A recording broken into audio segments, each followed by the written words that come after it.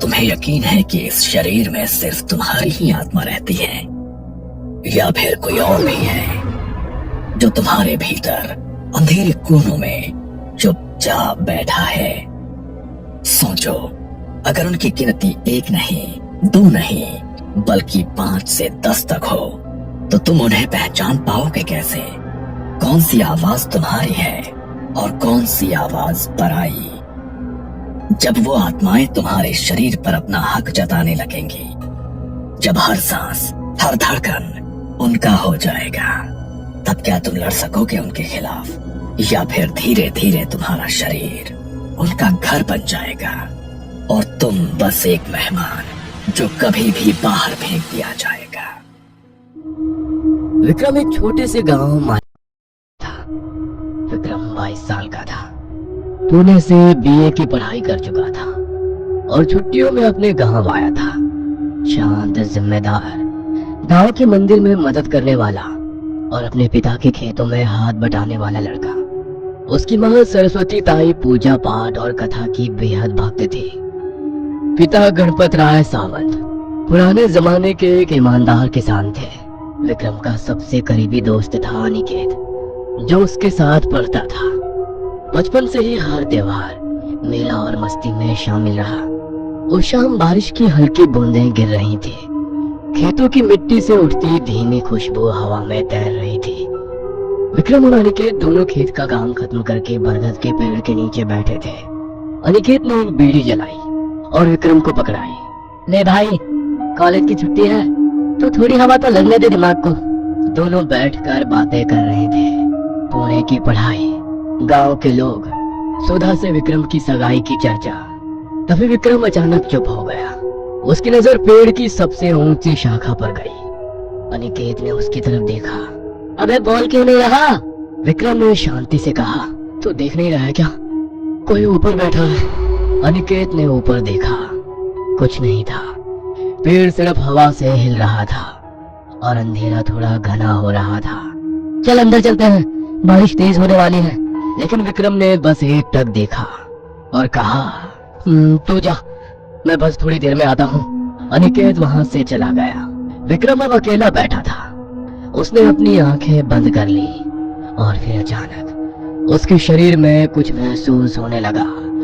ऐसा लगा जैसे किसी ने उसके सिर पर हाथ रख दिया। उसके होठ अपने आप कुछ बोलने लगे, संस्कृत के शब्द जो उसने कभी सीखे नहीं थे। उसकी सांसें तेज हो गई और तभी उस पेड़ के ऊपर से एक तेज हवा का झोंका सीधे विक्रम के शरीर पर उतरा। अगले दिन से विक्रम का बर्ताव अजीब हो गया। कभी वो खुद से बातें करता, कभी औरत जैसी आवाज में हंसता, तो कभी किसी बूढ़े इंसान की तरह कांपती आवाज में गालियां देता। दिन में अक्सर उसकी आंखें पलट जाती और वो घंटों चुपचाप दीवार को घूरता रहता। सबसे पहले ये बदलाव उसकी माँ ने देखा। फिर अनिकेत को भी ये फर्क महसूस हुआ। एक दिन दोपहर में खेत पर उसने विक्रम को खुद से कहते सुना, मेरा नाम बसंती है, मुझे न्याय चाहिए। मैं वो नहीं हूँ, मैं बालाजी हूँ, मुझे जला दिया गया है। ये तेरा नहीं, मेरा शरीर है, तो इसमें क्यों आया है? धीरे धीरे ये बात पूरे गांव में फैल गई। गांव वालों को समझ में आ गया कि विक्रम के साथ कुछ जरूर हुआ है। जब गांव के लोग उसे देखने आए, उसमें एक बुजुर्ग थे। उन्होंने ये बताया, बरगद का वो पेड़ जहाँ विक्रम उस शाम बैठा था, पुराने जमाने में फांसी देने की जगह थी। वहाँ जिनकी मृत्यु हुई, उनकी आत्माएं अब भी भटकती हैं। उनका मानना था कि उन आत्माओं में आपस में कोई पुराना संबंध था। किसी के साथ अन्याय हुआ, किसी ने किसी को मारा, कोई गवाह था तो कोई बलि चढ़ाया गया। अक्सर दोपहर के समय जब सूरज ठीक सर पर होता था, विक्रम सबसे ज्यादा असामान्य व्यवहार करता, मानो रोशनी में ही वो आत्माएं सबसे ज्यादा प्रखर होती थी। गांव में डर फैल गया। बच्चे विक्रम को देखकर भागने लगे और जब वो अकेला सड़कों पर चलता दिखता, लोग अपने घरों के दरवाजे बंद कर लेते। अब सवाल ये था, यह आत्माएं क्या चाहती थी और क्या वो विक्रम को कभी छोड़ेंगी? अमावस्या की रात को विक्रम ने कुछ अजीब मांग की। कभी वो आधी रात को जोर जोर से चिल्लाने लगता, मुझे काले मुर्गे की बलि चाहिए, तो कभी किसी को देखकर कहता, बिल्ली का खून दो। वो खून से सना खाना मांगता, तो कभी जले हुए चावलों की थाली। कई बार उसकी माँ ने देखा कि वो अकेले में कच्चा मांस चबाने की एक्टिंग करता या मिट्टी खाने की कोशिश करता। गणपत राव और सरस्वती ये देखकर बहुत डरने लगे और विक्रम की चिंता करने लगे। अमावस्या की रात जैसे उन आत्माओं को एक नई ताकत मिलती।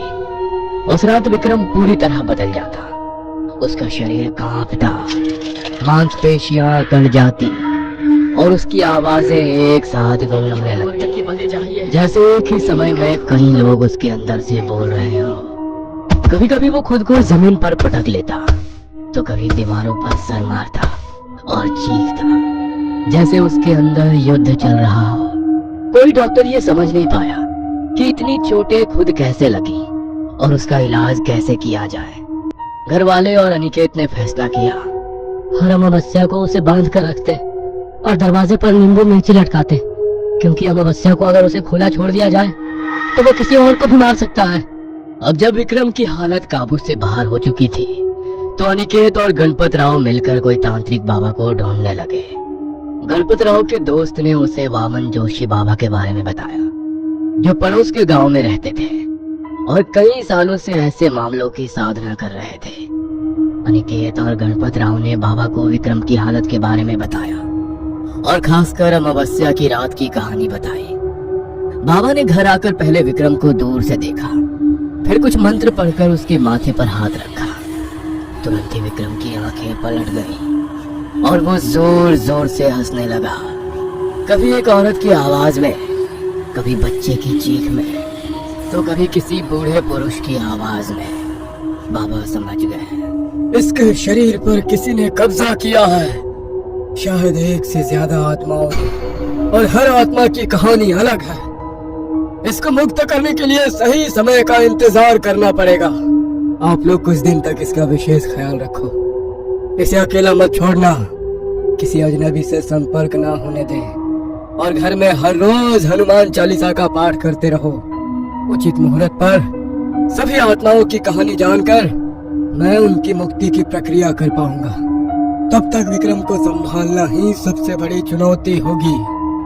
इतना बताकर बाबा वहां से निकल गए। अगले कुछ दिन विक्रम के घर वालों ने उसका ख्याल रखा, उसे बाहर जाने से रोका और उसने जो कुछ मांगा उसे दिया। बाबा ने अष्टमी का मुहूर्त निकाला और उसके एक दिन पहले विक्रम के घर पहुंच गए। उन्होंने विक्रम की हालत देखी और फिर विक्रम के चारों ओर घेरा बनाकर कुछ मंत्र पढ़े और विक्रम की आंखों में देखा। विक्रम का शरीर कांपने लगा और उसके चेहरे के भाव बदलने लगे। एक पल में वो स्त्री बन गया, अगले ही पल बच्चा, फिर एक पुरुष। तुम कौन हो? एक एक करके अपना नाम और मृत्यु की वजह बताओ। अब एक एक कर आत्माएं सामने आने लगी। मैं बसंती हूँ, मुझे दहेज के लिए मेरे पति ने जला दिया था। उसकी आत्मा न्याय मांग रही थी।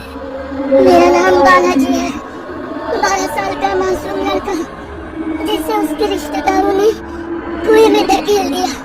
वो अपने अंतिम संस्कार की मांग कर रहा था।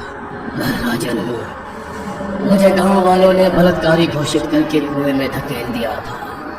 उसकी आत्मा अभी भी गुस्से में थी और कहती थी कि उसका अपमान हुआ है। धनी रहू, एक स्त्री जिसकी नई नई शादी हुई थी और उसने आत्महत्या की थी। लेकिन उसकी आत्मा ये मानने को तैयार नहीं थी कि उसकी मौत हो चुकी थी।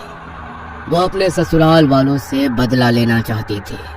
नाथू, एक शराबी जिसने कई अपराध किए थे और अब विक्रम के शरीर से प्रायश्चित करना चाहता था। तुम सब ने विक्रम को ही क्यों चुना और तुम्हें इससे क्या चाहिए? इसके शरीर में शांति है। इसका मन साफ है, हमें शांति चाहिए, इसलिए हम इसके शरीर में आए हैं। हर आत्मा ने अपनी अलग अलग मांगे रखी। मुझे काले मुर्गे की बलि चाहिए, मुझे बिल्ली के खून से तिलक, मैं गंगा जल से स्नान करना चाहता हूँ।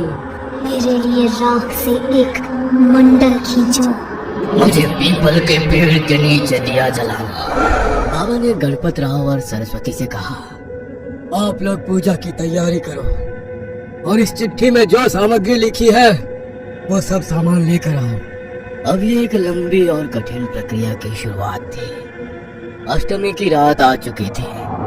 गांव में घना अंधेरा और चारों ओर हल्की हवा चल रही थी। विक्रम के घर वाले बाबा के निर्देशों के अनुसार पूजा की सामग्री लेकर घाट के किनारे पहुंचे। काला मुर्गा, गंगा जल, नींबू, राख, पुराने तांबे के पात्र और पीपल के पत्ते।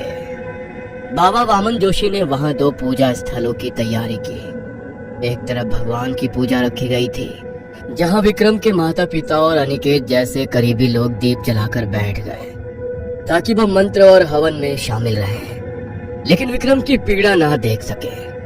दूसरी तरफ बाबा ने हवन कुंड जलाकर पीली मिट्टी, राख और रक्त के एक बड़ा मंडल खींचा। बीच में विक्रम को बिठाया गया। चारों पंडितों ने उसे चारों दिशाओं से घेर लिया और जोर जोर से तंत्र मंत्र का जाप शुरू किया। जैसे जैसे मंत्र तेज हुआ, विक्रम का शरीर कांपने लगा। वो जोर से चिल्लाया। उसकी आंखें पलट गई। उसके चेहरे के हाव भाव बदलने लगे। पीछे से कुत्तों के रोने की आवाज आने लगी।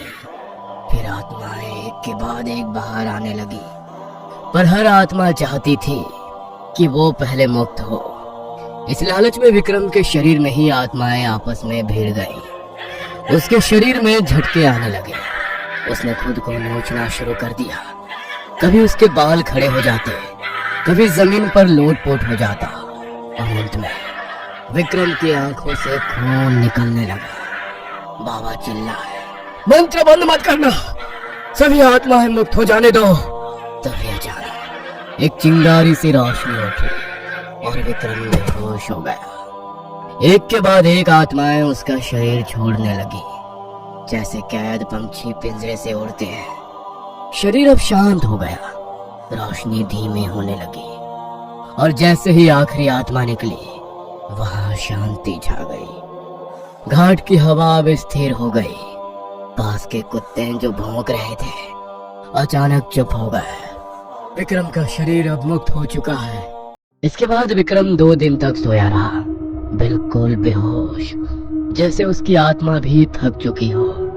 उसकी माँ हर पल उसके सिरहाने रोते हुए बैठी रहती और एक ही बात पूछती, मेरा विक्रम मुझे वापस मिलेगा ना? मेरा विक्रम ठीक हो जाएगा ना? ठीक हो जाएगा ना मेरा विक्रम? तीसरे दिन सुबह विक्रम की आंखें धीरे धीरे खुली। उसका चेहरा उतरा हुआ था।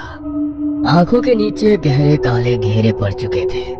उसने धीरे से पूछा, मैं कहाँ हूँ? बाबा ने उसकी ओर देखा और मुस्कुराए। तुम अपने घर पर सुरक्षित हो और अब सिर्फ तुम ही हो और कोई नहीं। विक्रम को कुछ भी याद नहीं था कि ये 2 महीने कैसे बीते। उसे बस इतना याद था कि उसने बरगद के नीचे किसी चीज को देखा था। उसके माता पिता और अनिकेत को महसूस हुआ कि विक्रम अब पहले जैसा नहीं रहा। वो अब ज्यादा बात नहीं करता था, अकेले बैठता और कभी कभी आसमान की तरफ ऐसे देखता जैसे किसी को ढूंढ रहा हो। सुधा, जिससे उसकी सगाई हुई थी, फिर कभी उससे मिलने नहीं आई। विक्रम के दोस्त अनिकेत ने कई बार उसे हिम्मत देने की कोशिश की, लेकिन हर बार विक्रम बस हल्के से मुस्कुरा देता और जब कोई उससे पूछता तो ठीक तो है ना विक्रम, तो वो बस एक लंबी सांस लेकर कहता, शरीर तो एक ही है, पर किसका है ये आज भी तय नहीं हुआ है।